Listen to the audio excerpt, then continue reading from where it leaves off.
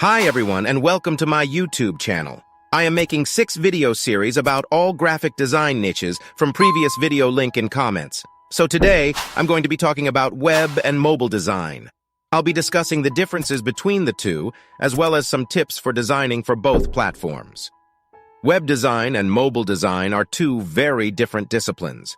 Web designs are typically designed for larger screens, such as desktops and laptops, while mobile designs are designed for smaller screens, such as smartphones and tablets.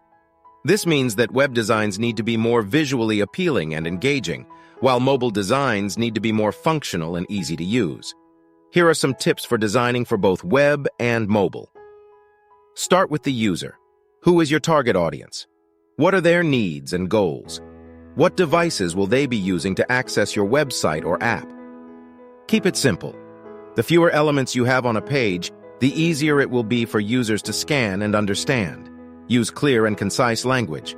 Avoid jargon and technical terms that your users may not understand. Use high-quality images and videos. Images and videos can help to break up text and make your website or app more visually appealing. Optimize for mobile. Make sure your website or app is responsive so that it can be easily viewed on all devices. Next question. How can I be web or mobile design?